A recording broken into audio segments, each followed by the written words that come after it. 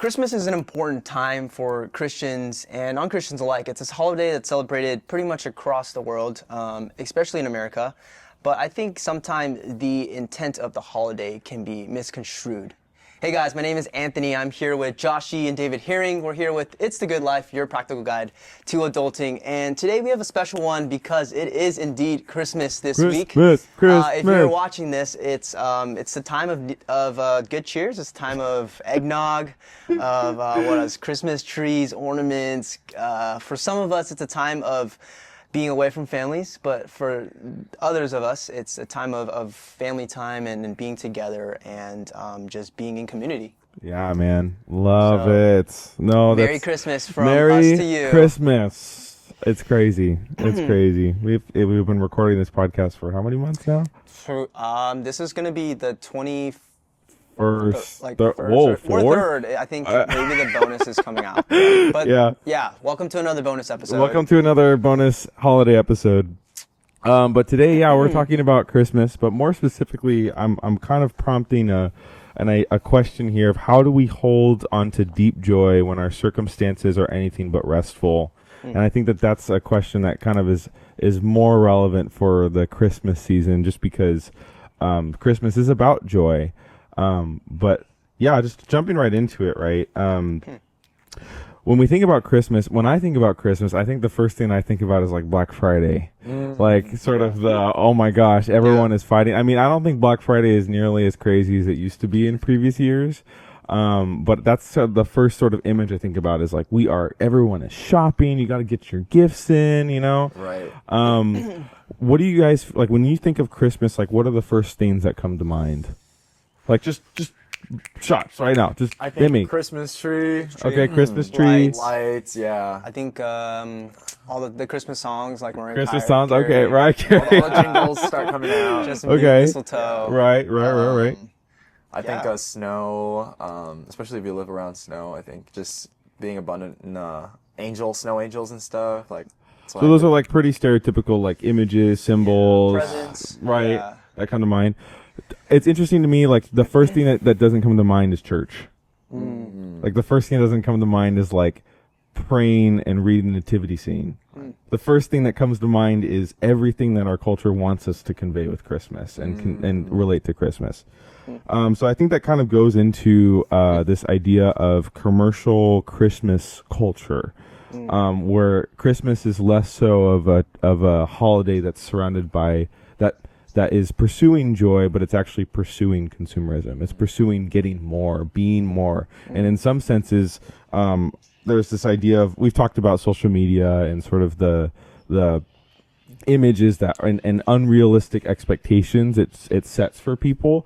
Like I'm sure you guys have seen like the highlight reels of Christmas decorations, right? Where someone's house is like perfectly laid out and the Christmas tree looks perfect and the decorations look perfect, right? Do you guys think that what do you guys think about this culture, and do you think that this is actually what it's supposed to be? What do you think, Anthony?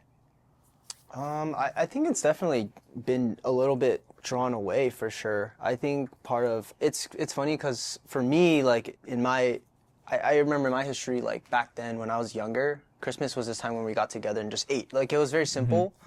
But then we would give gifts, but then those gifts over time, like over the years, would just turn into basically just cash. Like there wasn't like an intentional present. It was like, I remember one of the best gifts I got as a Christmas gift was a hockey table.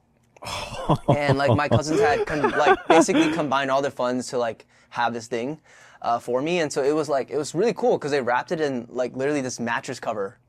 And I was like, what the heck is that? Like, it's huge. Is that a flat screen TV? What am I at the time I was like a teenager, you know? And I was like, what am I going to do with this? And then I opened it and I was like probably the happiest kid on Christmas Day because it was like sick. It's like an air hockey table. Yeah. And like, you know, we got rid of it because it was so big, but it was so cool. I remember like just the thought of it behind it. But then it's moved from that to be like, oh, like I don't really know what you want anymore. Like, let me just give you cash, which is a lot easier, you know?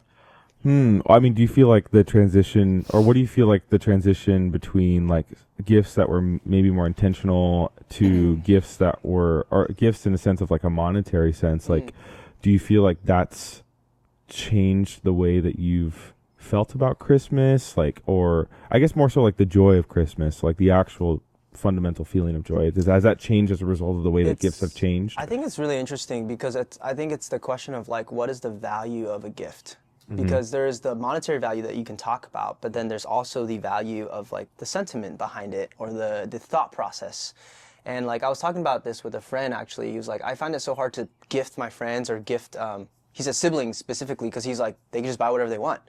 But then I posed this idea of like, well, like a gift isn't necessarily something that you can't like afford.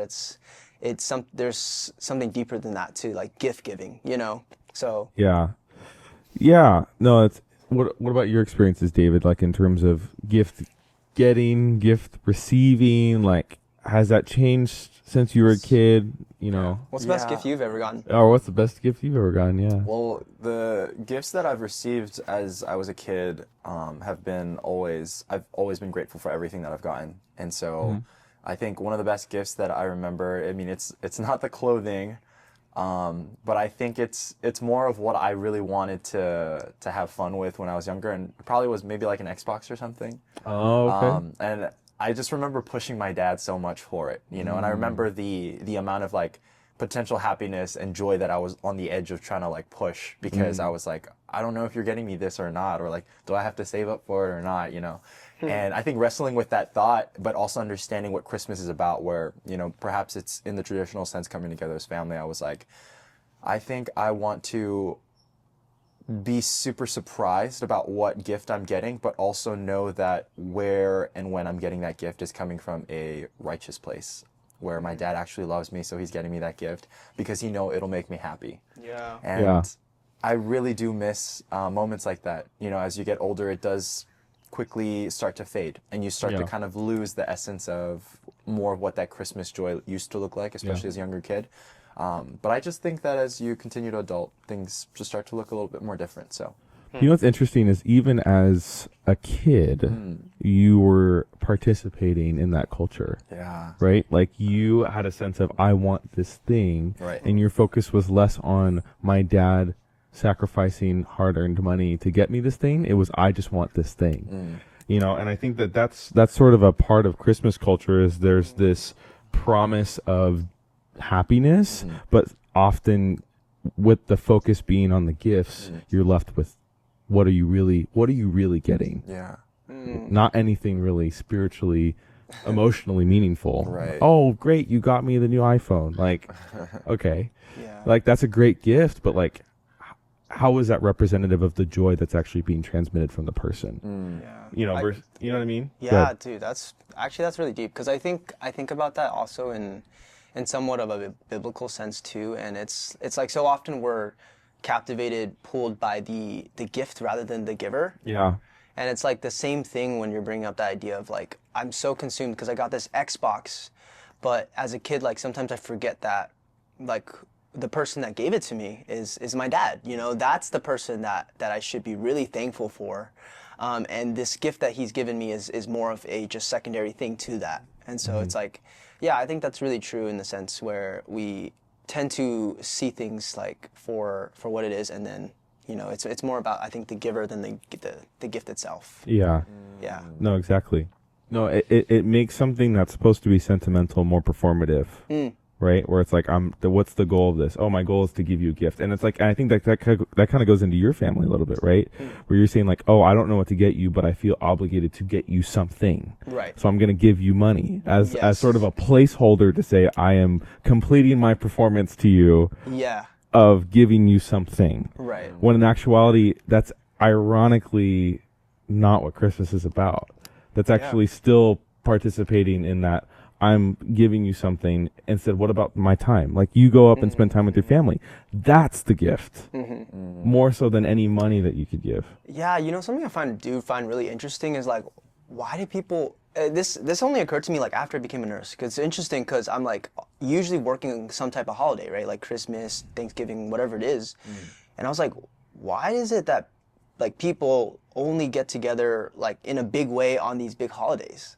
Because I'm like, I'm off on so many of the other days of the year on the 365 days, but it's only these 4 days, right? Like Christmas, New Year's, Thanksgiving, whatever it is, that we get together, and it's like, well, what about the other days? Do we not celebrate our family in that way? What about the other 361 days? Yeah, no, exactly.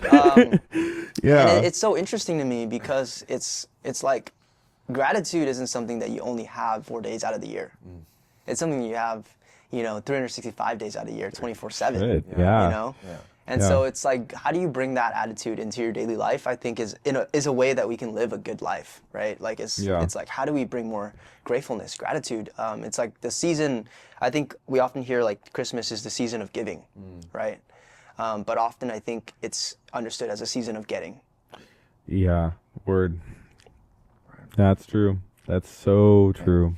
Wow. You just had to do that, huh? Yeah, you just let You just it. had to let that simmer. Just let that marinate for a bit. Yeah, a season of getting versus a season of gratitude, and it's also something else too. It's like kind of going back into that traditional versus performative. Like I think that a lot of people, I mean, this is usually like the time of year where people are like, "Oh man, you're gonna go see that family member." The in-laws. Yeah, the everything, in-laws, that one cousin, whatever it might be, right? And like there's just this sense of like, oh, like I have to go see them and this, but like you're totally right. Like relationships are not built on 4 days. Yeah. Like nor is gratitude built on 4 days. Like it's a lifestyle. Well, I mean, for you too, Josh, like, is the magic of Christmas, so to speak, still alive for you personally? Like, because you mentioned this idea of like the magic being lost. Actually, David too, you mentioned this idea of like the magic being lost over time. Yeah. I'm just kind of curious why that is. Like, I'm sure it has something to do with the process of adulting and getting older, maybe a bearing of responsibilities. Like, what is it, the idea that you can buy your own gifts and so magic isn't, or Christmas isn't as big of a holiday because you could do that any time of the year? Like, what is it about Christmas that you think causes its magic to be lost over the time of growing up? That's a really good thing. Well, Josh, that question No, was I for mean, you. That's Go both for of it. you, I was like, knock yourself out, man. Go for it. No, I want you to go. No, that's all. No, I was like, so no, I think, I think that for me, like, it goes. It's actually interesting that kind of because that goes into your point of.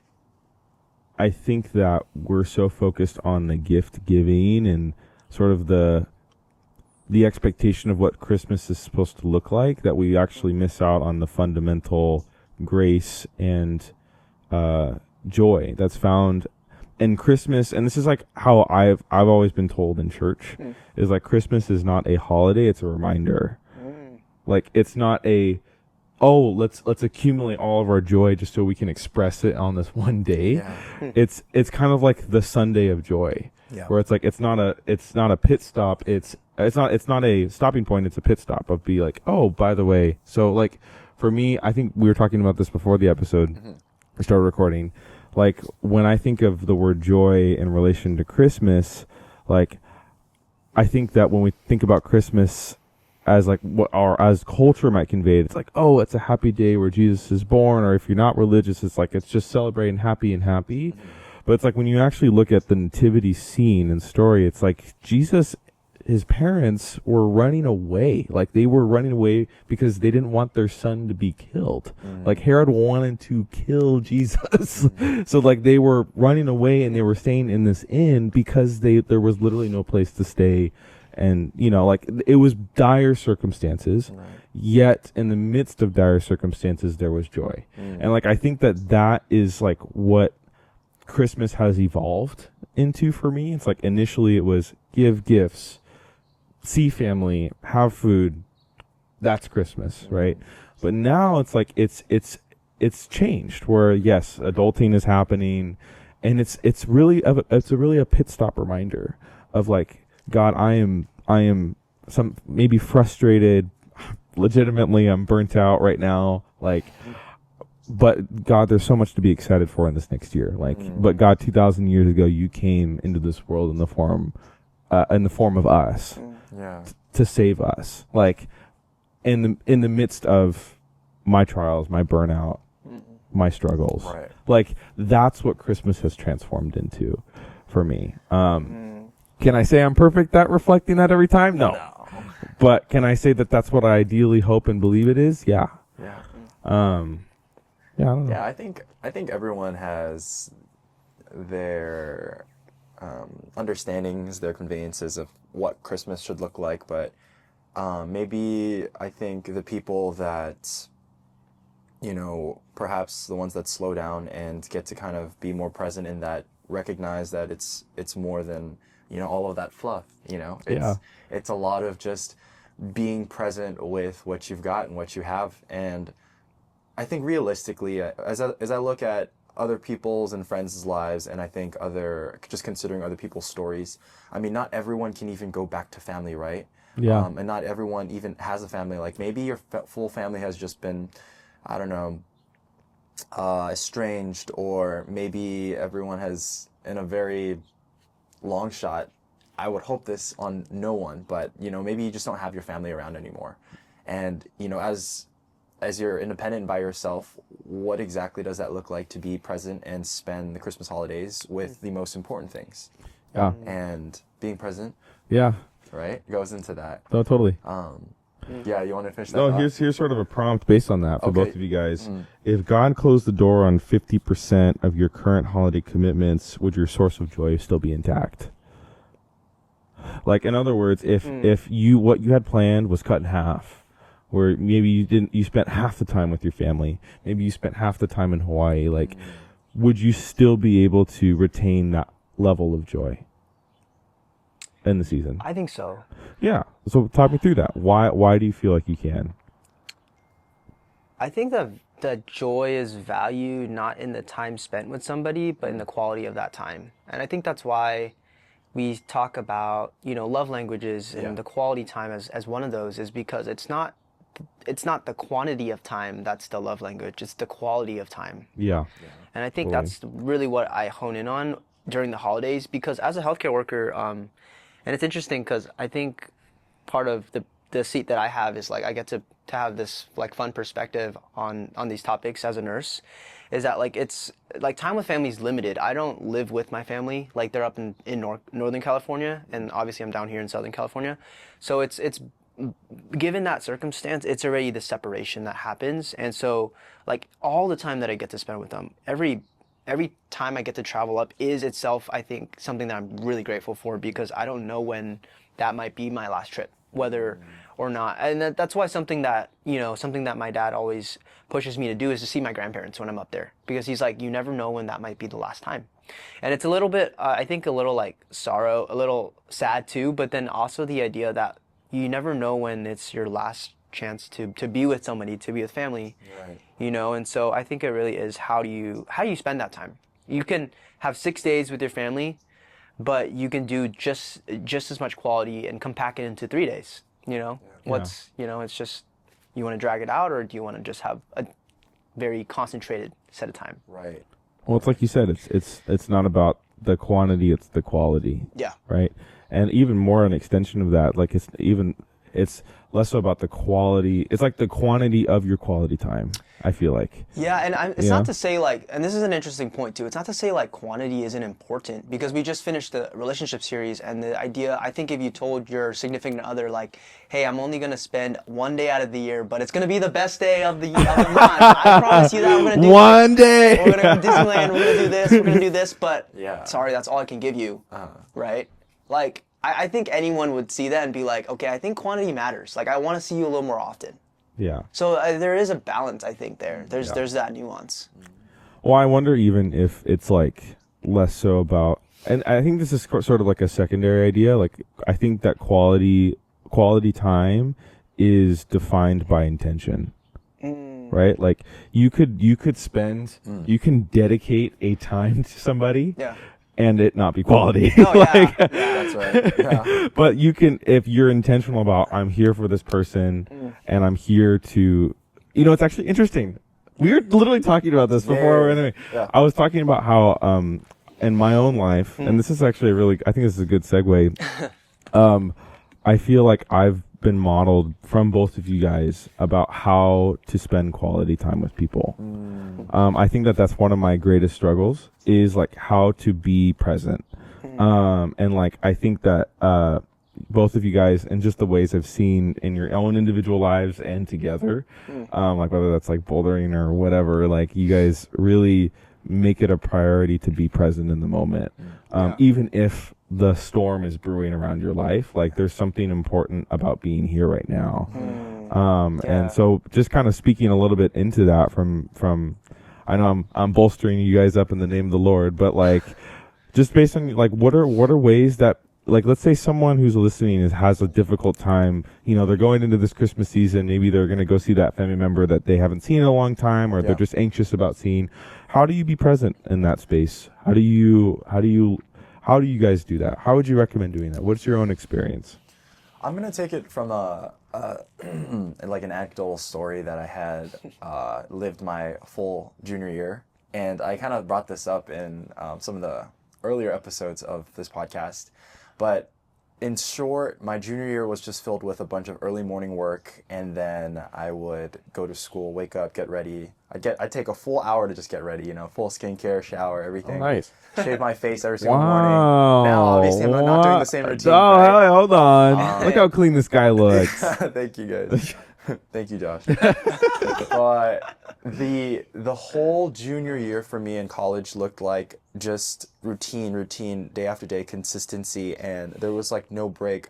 But what I did in every single minute of time that I had, and this is my encouragement to the audience, is that I was able to pause and appreciate that each moment that I was living, I was actually living, and not just existing to get through the motion. And I think that's really important that we have to recognize about being present is whatever you're experiencing, whatever you're going through, feel it. Yeah. Whatever you're seeing and whatever you envision, see it. And whatever you have in front of you, if you have to touch it, go for it. If you physically can't, then believe that you're touching it, because that is part of being present. It's being able to put yourself in that perspective that you are truly here. Not that your mind's somewhere else wandering and you're thinking about the 10 other things that you have to do that very day. Yeah. It's being right now. Yeah. And so I think that's probably just the biggest like encouragement that I can give in that field of being present. Well, it sounds like the practical side of it is like you're utilizing your senses, right? Yeah, you're like, 100%. Oh, what can I touch? What can I smell? Like that's a pretty common therapy technique of like recentering yourself. Right. Is like really focusing on in the moment of like what am I feeling? What am I hearing? What am I smelling? What am I sensing?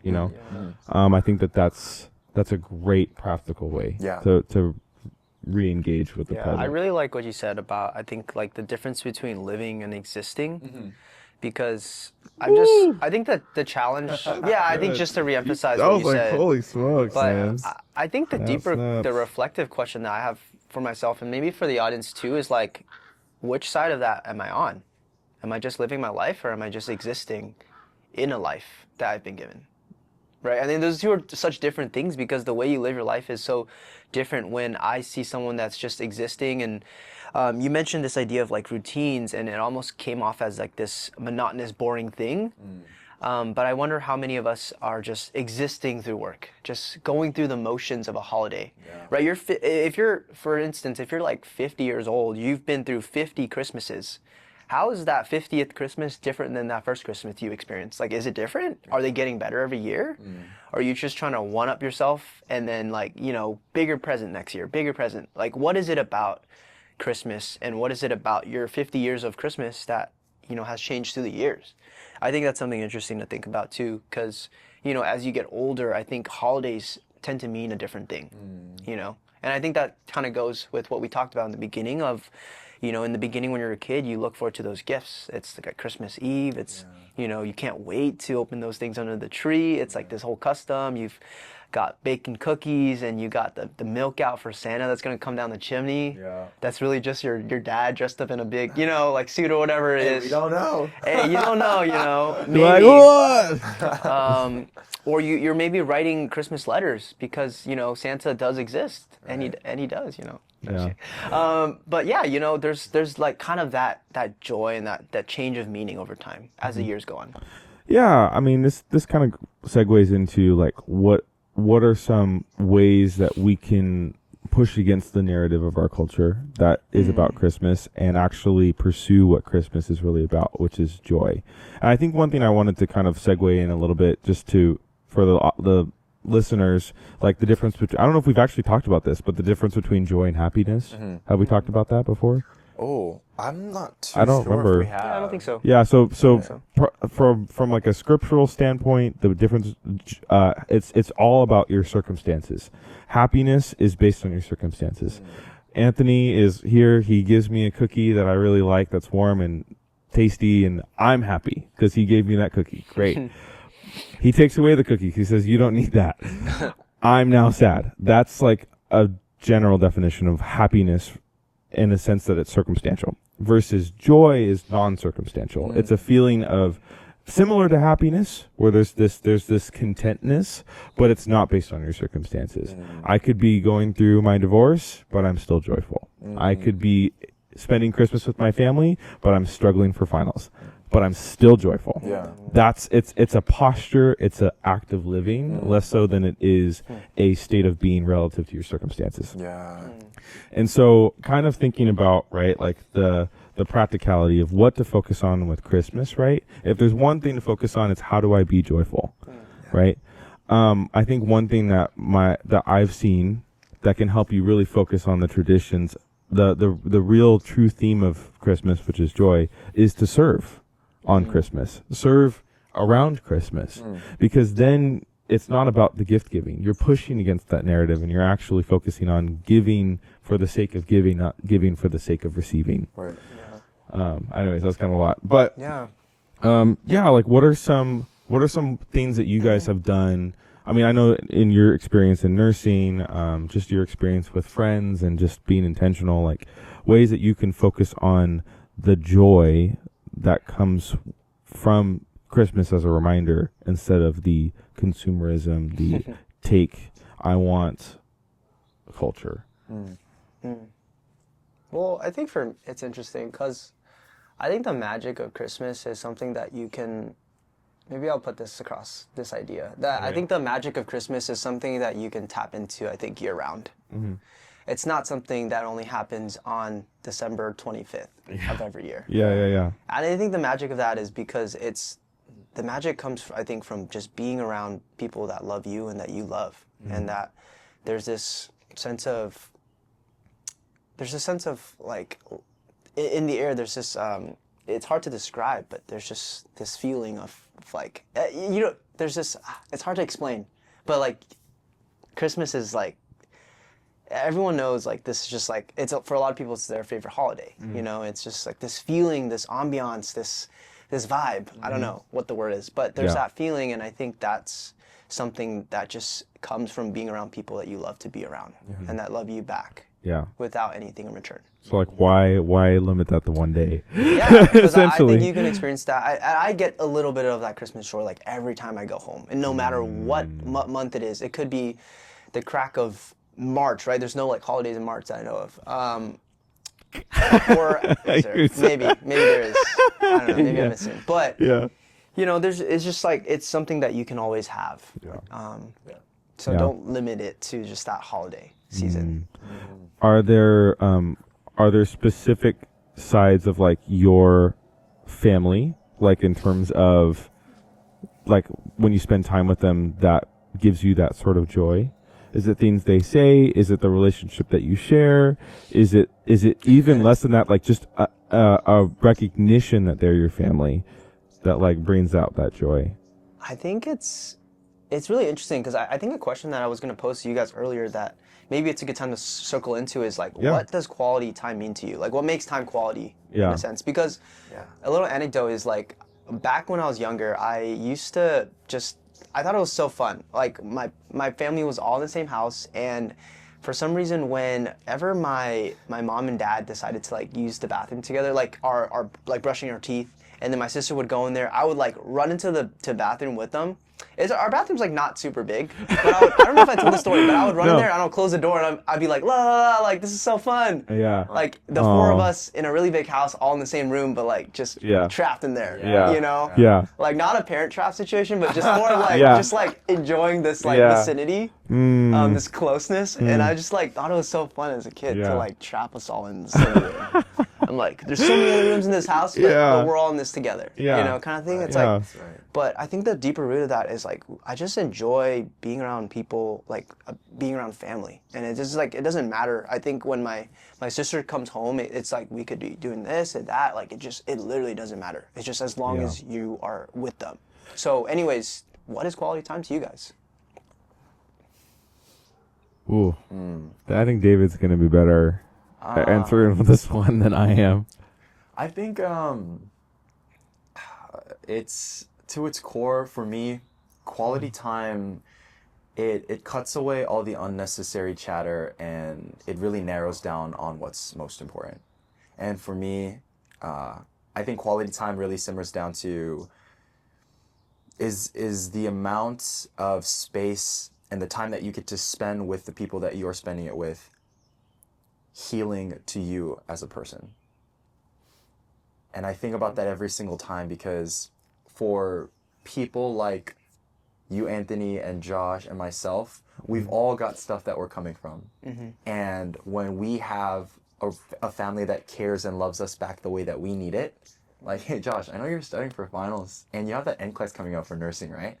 But I just want you to know that you're encouraged, and as family, mom and dad, we're here for you. And we get how hard it was growing up, etc.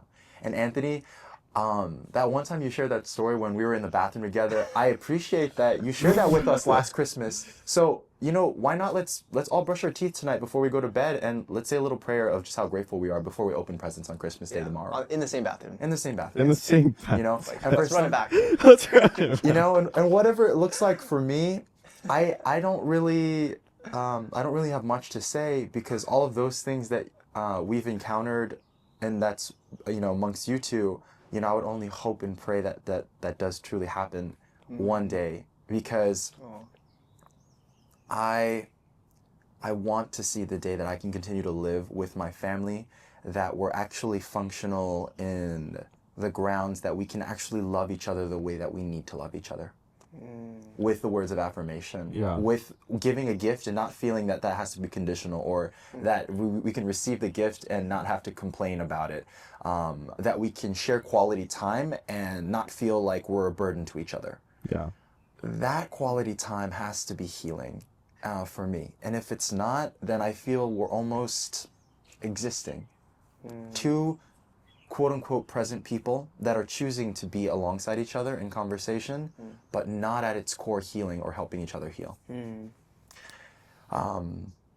you know, I think perhaps that's the big root into why I got into psychology as well. I just care about so much people's health and just the way that we think about things. And, just wanted to kind of circle and close that thought. That's powerful. But, Yeah. I think you make a good point that not Christmas isn't a happy time for everyone. Yeah. You know, it's sometimes a time of unintentional comparison to like what you don't have, because you're in the midst of people that do have. Right. What are you cooking over there, Josh? I'm cooking. I was cooking for a minute.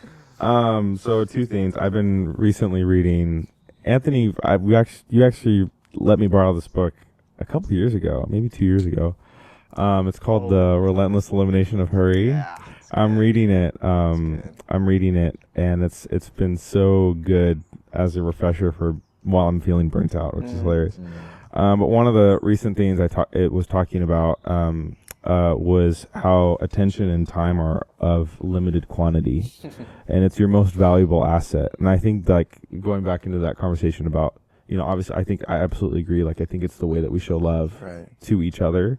But I think particularly focusing on quality time is recognizing that it is limited, right? And you only have so much to give, and they only have so much to give of their time, of their attention, right? Yeah. And frankly, in an attention-starved culture that we live in, I think it's so much more important. That attention is that much more important. That's kind of something I wanted to put out there. The other idea that my dad, I mentioned my dad every episode, but my dad and I were talking about relationships, both romantically and platonically, And one of the main things that we talked about that is sort of a key signifier of sort of the give and take, and I think that this very much applies to Christmas, is this idea, instead of giving and taking, he quotes it, give, receive, ask, and allow. Because he says when you give and take, the expectation, I think we talked about this, when you're giving and taking, that you are giving with the expectation of getting something, right? I give to take, right? But when you give you give generously, but you receive humbly, right? Right? So it's like, say that, we were spending Christmas together, right? And I came over and I brought food, and I'd be like, you in that element would be like, thank you so much for bringing this. I'm really glad that you're able to be here. But if I was bringing that to you with the expectation of receiving food back, how would that change the dynamic? At first, I give just to give. And then if you say, hey, by the way, I brought food too. Yeah. Oh my gosh, that's amazing. I had no expectation that you were going to bring something, but you brought something anyways. Right. Or you just there for the quality time. You brought board games. Oh my gosh, heck yeah. Yeah. Amazing. That, I think, is the two initial thoughts that came to mind about a quality relationship, quality friendship, quality family time. Yeah. Oh man, that's A lot to chew on. Yeah, I think one of the gems that I drew from what you said is also like that time is valued by the scarcity of it. Yeah. And I think that applies to a lot of things in life. Like the less of something we have, the more we appreciate it. An example of that was when my sister left for college. Before then, we were just like fighting, battling it out. Like literally at home. I was like, you're the most annoying person on the planet. And now that you're gone, it's the best thing that ever happened to me. But I quickly turned around to realize that like that was probably one of the biggest turning moments of my life, where I was like, man, there is one less body in this house. Yeah. And because of that, there's this void now, that your presence that was once filling that space is no longer there. Yeah. And just this deeper inside like gut feeling that like, man, I wish you were here right now. Because you were once here. And I remember I value the time that we had before, because I didn't realize how much of that space you actually filled.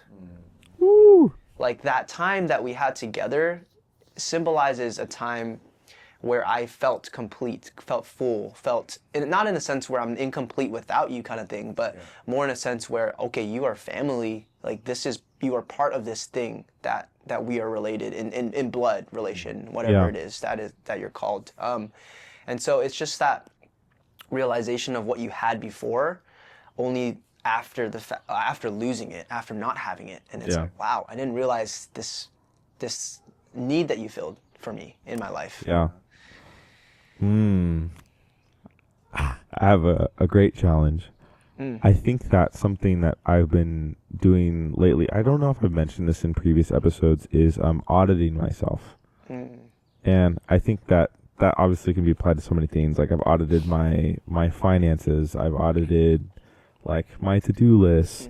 But even more conceptually, like I've audited my relationships. I've audited my friendships. I've audited the things I'm consuming. And so I think a challenge I would ask, like, what would it look like in a practical sense? And I think that, one of the things that sort of as a sub note to the attention idea, is the time and attention as a quantity of in aspect of the quality of time gets lost the less attention you pay to it, right? Or the less awareness that you have, right? So it kind of goes back to what Anthony was saying before, right? Like people sometimes, are you living to work or working to live? It's like you're just going through the motions of just existing, or are you actually living in the moment, right? That the difference between that is how aware you are of it, right? And are you being intentional, right? Like if you go to work, you're just like, all right, another day of work, another day of work, another day of work. Time goes by, years go by, decades go by, and then you're retired. And then like, what happened to all that time? Yeah. People could say, oh, well, I was just busy. I think, and this is what the book really talks about, is like busyness is just something to cover up, not being willing to give attention and audit where we're putting our time and how we're spending it.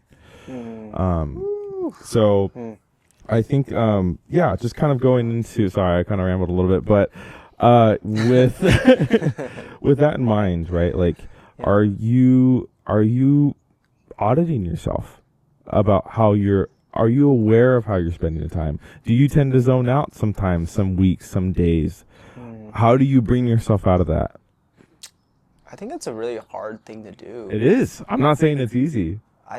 Yeah. I mean, I don't know how you guys do it. Maybe, you're the master auditor, Josh. So Totally. you can give us Totally. a tip on that. But, Totally. But I think the reason why it's hard is because it takes this intentional time to just like sit down and almost eliminate noise from your life. Yeah. To the extent where you can actually access your own thoughts.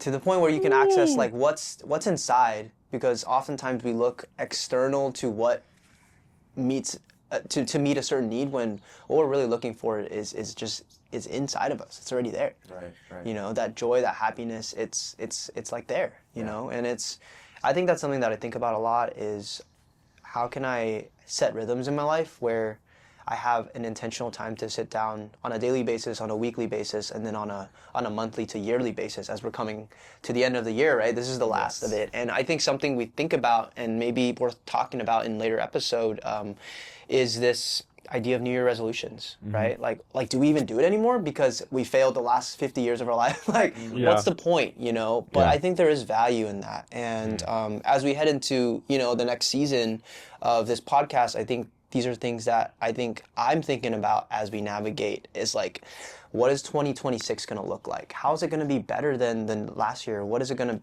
to, like Christmas is so strategically located at the end of the year. I feel like it's often missed as an opportunity to reflect on how that year actually went. Yes, the family, yes, the eggnog, the food, the turkey, all that's the good stuff, the cranberry sauce, right? But then, what about that year are you able to celebrate and take into the next year? That's deep. You've always been the person in my mind who is actually kind of who I've learned to audit myself from, because I think we've talked about this, and this is to your point of reflecting on last year. I know that when you've talked about looking through your journals as snapshots of your life, right? Yeah. Go ahead. No, you can talk about it. No. So it's like you. I know that you sort of bounce back weekly, looking back. Okay, well, how did this past week go? Yeah. And I mean, this could also be an encouragement to start journaling, because I love journaling now, but I didn't always love journaling. Yeah. But you look back at your past week and say, okay, what happened this past week? But then in your case, it's like a journal can be a reflection not only of your past couple of days, your past couple of weeks, past couple of months, but the entire year. Yeah. So who was I a year ago? And I've done that. I did that literally like a couple of days ago. I looked back at a year from this time. Oh my gosh. And it's like 2023, whoa, Josh. 2024. 2024, Josh, in December. I think you're a very different person. I was a very different person, but how I would say in maybe in the 22, 24 years of life, how do we do that a lot? I don't think that there's a lot. I don't think that's a common practice to look back at a year ago and say, wow, God, how you've changed me, how you've grown me, how you've given me more joy. Or maybe the opposite. Oh my gosh, I can't believe that I was happier then. Or I wish I had the same joy I had at that point. Yeah. I miss that, I can't believe I can't believe this family member was still here at that time. But both are valuable, you need to have space for both. Right. Yeah. So David, do you feel like you have the time to do that or do you feel like you've allowed for moments to reflect back on the past year during these seasons? Oh, 100%. Yeah, what does it look like for you? It looks like complete, utter solitude. There's just nothing but you in presence of the Lord, and you're just sitting there, reading the Bible, you're sitting there playing guitar, you're sitting there, you're worshiping the Lord. And I think worshiping the Lord means honoring Him with the time and the space that's been given to you. Yeah. And, I think that's actually a justification to why I stay up a lot of long nights. You know, Yes, Yes, you do, dude. do. Yes, you do. I really do. Yeah. But I'm so serious about it. No, we know. You don't really recognize Diehard night owl. You are a diehard night owl. impact that has on your life. Yeah. And it's not to say that everyone has to become a night owl, but it's more of like, if you're Yes. a person in the day, then how present are you spending your time quality with the Lord? Yeah. You know, like I'm there hours and hours and hours just in the Word, playing guitar. Then I'll switch over to something that I love. So I'll play my video game for a bit, but then I'll pause that and I'll go back into it. Because it's not just going to be this whole routine of consistency that's going to be perfect, but it's Yeah. going to be a beautiful journey of me being present with the Lord. Yeah. And I get to explore that in solitude. So even when I was out vacationing this Yeah. past, Yeah. I went to Joshua Tree, and then I also went to Big Bear with two wonderful groups of people, and I love everyone so much, you know, including family back at home. Yeah. But the idea that I was there was, how present can I be in this moment of time with these different groups of people, and actually enjoy and love the time that I have with them. Be Yeah. joyful about that. Yeah. And no matter if we're meeting conflict or we have these exchange of different ideas and there's some thrashing, I mean, as long as we're continuing to acknowledge and address what we're going through, but still love each other for who we are, and still choose to have a great time playing board games, card games, cooking food together, late night conversations. Those nights, the nights that I had at Big Bear and at Joshua Tree, I mean, that's what being present is all about for me. I get to live that. You know the most important thing I took away from that? It's all a choice, That's good. right? You didn't know your friends or whoever you're with was like, they weren't like, oh, David, you have to come with us. It was like you said, I know that quality time and quality relationship will be built from this time. Yes. So I'm going to go, even though you went literally back to back. Yeah. Like, you know how valuable it is to be there and the time and the board games and the food. Like, yes, those are mediums for the relationship, Right. not the relationship itself. Right. You know? Right. I have a final thought. I Yeah. think as we round about Give it to me. here. I think the idea of like, when you brought up the idea of like remembering the past or just revisiting past journals, I think it taps into this other thing that I've been pondering about, is that like happiness is, I think so oftentimes we only experience happiness in one of three ways, when there's really three ways to experience happiness. That way that we most often feel happiness is when we're anticipating something. And like, that's kind of how the dopamine scale works too. It's actually, our dopamine is highest when we're anticipating something about to happen. And then as soon as it happens, it actually plummets. That's kind of how it works. Which is really interesting, because something that I've been able to build into my daily routines is like, what am I looking forward to today? That's something I ask myself every morning, because I feel like it actually sets myself up to be a lot more happier for the rest of the day. But yeah, I think that's like pretty much one of the only ways that people tend to look at happiness. But I would argue there's actually two other ways that most people don't access happiness, and one of those is in the moment happiness. Right? So we talk about this like future happiness, anticipation, but there's also the in-moment happiness, where it's like, so many of us struggle to be present and happy here in the now. Like, how are we doing this right now? Yeah. And so if you could do that, like, that's another way of being happy. And then the final way is what we talked about, is looking backwards. So there's this past, present, future aspect of happiness. And looking backward allows us to relive a happy moment. Like I notice myself when I'm rereading old entries of journals, like there's emotion tied to that. And there's this emotion of happiness that is almost like reignited inside of me. And it's this thing that like I think is really helpful when you're looking back at your old entries and realizing that, hey, this was a really happy moment, and I can almost relive that moment. That's really happy. And so yeah, I think those are things that just come to mind when I think of like holiday seasons and happiness and looking back on the year. It's like, how can we access happiness in all of those three ways as opposed to just one? But yeah, just a practical, I think, thing to end on for me. Last thought? Oh, okay, last thought. Thinking about this like holiday Christmas season, to take one step back and find more of the joy of where you've never been looking at before. I think we consistently perhaps look at family all the time, and we always look at the food, and we always look at the good times, but what about those nooks and crannies that we might not be considering? Maybe it goes deeper than that. So I think take a step back to recognize if there's anything deeper, what is it that you can grab? I'll step up on that one, piggyback off of you, and just say that I want to call it fluff, but it is fluff of the Christmas season, including like the decorations, the gifts. They're all a medium for what really Christmas is about. So don't forget about the real stuff.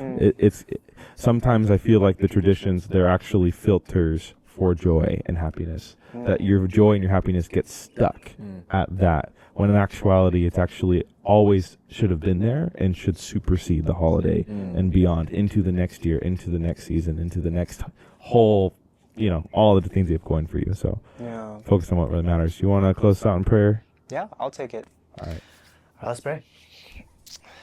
Father God, thank you so much for this time that we have to just talk about important things on this podcast and to share that with other people. God, we know that the days are long, but the years are short. That we have just a limited time here on this earth, and the purpose and the passions that you've given us, each individually, uniquely to who we are, was intentionally created to allow us to love others and to do things that we were created to do. And so just pray that we, in this season of Christmas, that we are able to enjoy the family time, enjoy the real reason for the season, which is you, and that we can continually draw closer to your word, draw closer to what you are doing in our lives, to be able to reflect back on all the things that have happened, and that just are a reflection of your consistency and your faith and mercy in our lives. Thank you for this time. As we head into this new year, just pray for this anticipation, this excitement, this just feeling of being able to start from a clean slate again. Thank you, Lord. We lift all these prayers up to you, and in Jesus' name we pray. Amen. Amen. Alrighty, and there you have it. Another bonus episode. Merry Christmas. Merry Christmas. Merry Christmas. And Happy New Year's soon. And we will see you guys in the next one.